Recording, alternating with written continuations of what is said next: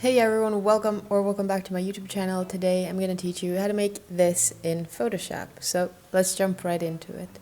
It's actually the easiest and simplest thing you could do basically in Photoshop. First off, just write your text.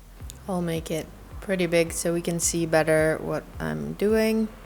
And I'll choose a bolder font. The only thing you have to do is basically change the blending mode over here to dissolve.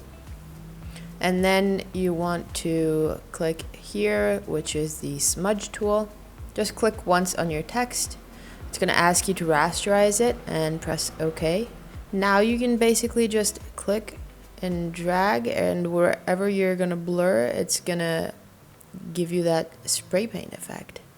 Now another way you could do it instead of using the smudge tool is actually going to filter and using a blur effect of these or from the blur gallery. For example, you can try out the field blur, which is pretty cool.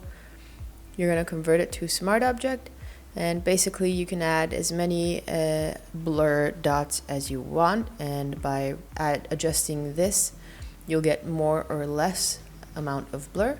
So let's see, I want more blur on this side, and then I'm going to add another dot just by clicking and reduce the blur here, and then add like a really blurry here and no blur over there. So you can just play around and add as many dots as you want to get this cool like spray paint effect. Press enter or OK. There you have it. It's pretty cool, really easy, straightforward. You can try applying a bunch of weird effects to it. And yeah, that's basically it. I hope you guys enjoyed this video. Leave a like, subscribe to my channel, and leave a comment. Also, if you have more tutorial suggestions, comment them below. In the description, I'll link my texture packs and gradient map packs. If you want to take a look at those, I've got some free mockups and some free gradient maps too. So definitely go check them out if you're interested. And yeah, thank you so much for watching, and I'll see you guys soon.